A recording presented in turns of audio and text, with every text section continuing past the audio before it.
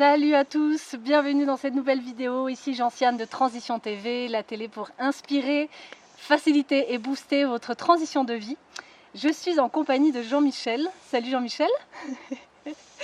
Je viens de vivre une expérience exceptionnelle. C'est la première fois de ma vie que je vole et c'était en compagnie de Jean-Michel. Donc grâce à toi, j'ai fait mon premier vol en parapente. Eh ben, c'était un plaisir de t'accompagner. Alors Jean-Michel, est-ce que tu peux nous partager un petit peu ton parcours? Comment t'en es arrivé au parapente? Comment je suis arrivé au parapente? Eh ben, j'ai commencé très tôt à m'intéresser à tout ce qui volait. J'habitais en dessous d'un petit aérodrome où je voyais sans arrêt passer des avions, des planeurs. Je me suis mis un jour au planeur. Et puis ça prenait beaucoup de temps, beaucoup d'argent. Voilà. Donc un jour j'ai pris en stop un gars dans la montagne il m'a dit dans mon sac à dos j'ai un truc fantastique, ça s'appelle un parapente. Je l'ai accompagné en bord de falaise, il a décollé devant moi et là j'ai de suite vu que c'était fait pour moi. T'as eu un coup de cœur direct? J'ai eu un coup de cœur direct, il a fallu que je trouve vite une aile, j'ai vite trouvé une aile et puis je m'y suis mis. Voilà. Ah, génial.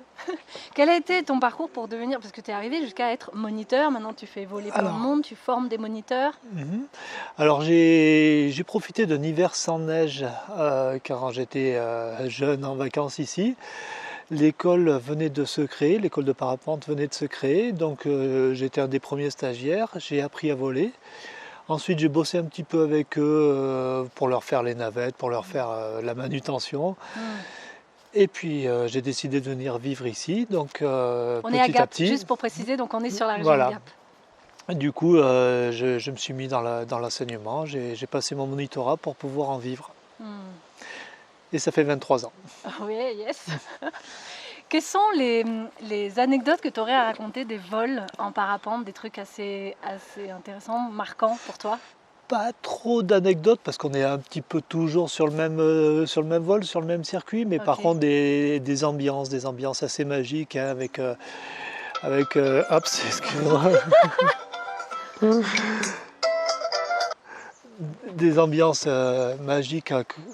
Ouais, donc on disait les petits nuages, le brouillard, des ambiances un peu fantasmagoriques. Puis des fois, comme tout à l'heure, là, on rencontre les vautours. Des fois, ils veulent bien se mettre à tourner avec nous, spiraler avec nous, voler à côte. Ça, c'est assez magique. Et puis des fois, la rencontre avec des gens super sympas, des gens qui ont un boulot assez extraordinaire aussi, qui nous racontent un petit peu leur vie. Ça, c'est aussi des moments, c'est pas des anecdotes, mais c'est des moments de vie sympas, très sympas. Est-ce que tu aurais quelques conseils à donner à ceux qui rêvent, comme moi, de faire du parapente, mais qui mettent des années avant d'oser le faire, qui n'osent pas trop pour se lancer? Donc en fait, là, on aborde le parapente de manière très très simple, très facile. C'est des stages de parapente. C'est marrant parce que j'ai ma fille qui a fait son premier vol ce matin et elle a commencé son stage il y a 2 jours. En fait, il y a 2 jours, elle n'avait jamais eu une aile entre ses mains et au bout de 2 jours, au bout de 3 jours, on va dire, elle est toute seule en grand vol avec 300-400 mètres sous les pieds et voilà. Aussi rapidement? C'est très très rapide. Bon, c'est ma fille, elle m'a toujours vu voler, elle a toujours vu des parapentes puisqu'elle habite ici, donc ça aide. Mais en 3-4 jours, on est seul en l'air et on vit des moments magiques. Et puis moi j'ai envie de témoigner, c'est vrai que là c'était mon premier vol et c'est vrai qu'en fait il y a un imaginaire, on projette quelque chose mais en fait dans la réalité c'est beaucoup plus agréable et sympa à vivre que l'imaginaire le projette, surtout que moi j'avais beaucoup de peur et je vois par exemple, je suis venue voir les parapentes atterrir, du coup de voir les atterrissages c'est beaucoup plus doux que ce que je croyais. En fait. D'accord, donc tu as vu ma fille se poser ce matin. Ah yes. Au niveau de l'atterrissage, en fait, c'est quoi comment ça se passe? Est-ce que tu peux décrire l'atterrissage? Alors déjà, on a une zone dégagée, hein, donc tous les atterrissages, on essaye qu'il y ait le moins d'obstacles possible. Les obstacles, c'est des lignes électriques, des arbres, tout ça. Nous, c'est assez dégagé. Et puis en fait, on est dans le lit du vent, donc on se pose face au vent. Et on a plein de petites manchères pour nous indiquer le sens du vent. On se pose face au vent. Quand il y a du vent qui est assez fort, on fait juste 2 pas et on est posé. Et quand il n'y a pas de vent du tout, on trottine un petit peu, on court un petit peu, puis voilà, on est arrivé. Ça se fait très bien. C'est clair, c'est aussi simple que ça. Voilà. Ouais, génial. Et pour le décollage, alors quelles sont les conditions pour décoller quand on va faire un vol? C'est pareil, un petit peu de vent de face, quelques pas dans une pente en herbe et l'aile se gonfle et dès qu'elle est au-dessus de la tête, elle commence à nous sustenter. Ensuite, on fait encore 3-4 pas dans la pente et on décolle.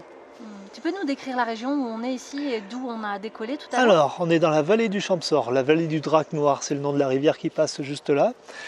On a décollé au-dessus de la station de Merlette, donc on est monté à 2100 mètres d'altitude sur les pistes.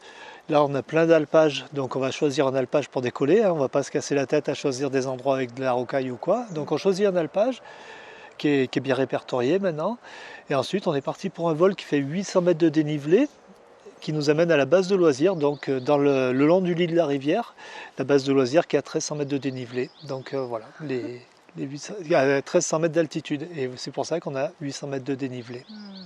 Et tu fais plusieurs types de vols, alors est-ce que tu peux expliquer un petit peu ce que tu proposes? Alors donc on a des vols classiques, hein, une quinzaine de minutes en l'air, ce qui correspond donc aux 800 mètres de dénivelé, et on a les vols de durée comme on vient de faire, c'est-à-dire qu'on attend que l'atmosphère chauffe un petit peu, qu'on ait des ascendances, et dès qu'on a des ascendances, on peut essayer de rester dans ces ascendances pour rester un peu plus longtemps en l'air. Donc là, on était parti pour 25-30 minutes en l'air, et puis finalement, je crois qu'on a dû faire une petite quarantaine de minutes. On pourrait encore être en l'air si les ascendances voilà, duraient. Donc voilà. Il y a des propositions quand on était en haut, il y a des propositions après, de vol à sensation. Après, ce qu'il y a, c'est qu'on s'adapte un petit peu à chaque passager. Donc on demande un petit peu s'ils veulent des sensations. Si la personne veut des sensations, en général c'est les ados. Hein. Les ados ils aiment bien quand ça bouge, et bien on envoie des virages serrés ou on prend quelques jets. On sent vite la force centrifuge arriver, et quand on ressort, on a deux petites secondes d'apesanteur qui sont sympas aussi. Donc voilà, après il y a des gens qui veulent juste des vols tranquilles, juste admirer le paysage, que ce soit tout calme, donc il n'y a pas de souci, on peut le faire aussi, hein. On sait faire les vols tout calmes, voilà. On s'adapte. Donc tu dis c'est surtout les ados qui veulent des sensations? Ouais, les ados, si on n'envoie pas 2-3 virages, leur vol est raté. Ouais, c'est ça, ok. Quel est pour toi le fait que tu aimes autant le parapente? Qu'est-ce qui dans le parapente fait que toi tu sois encore dans ce métier? Alors il y a deux choses, c'est rencontrer les gens, ça c'est super sympa. Le biplace, c'est un bon moyen de voir des gens, voilà, de faire des rencontres. Et le côté, le cadre du boulot qui est vraiment sympa, puis c'est agréable d'être en l'air. Hein. Alors pas toujours, parce qu'il y a des jours où c'est assez turbulent, c'est un petit peu plus compliqué pour nous, c'est moins agréable, mais la plupart des vols c'est tranquille, voilà, c'est bien. Tu m'étonnes. Essayez. Et donc si les gens ils avaient envie de venir sur Gap faire un vol avec toi, est-ce que tu peux donner des coordonnées, ton nom? Alors il faudrait filmer la voiture là, okay. On filmera la voiture tout à l'heure, donc moi c'est Jean-Michel.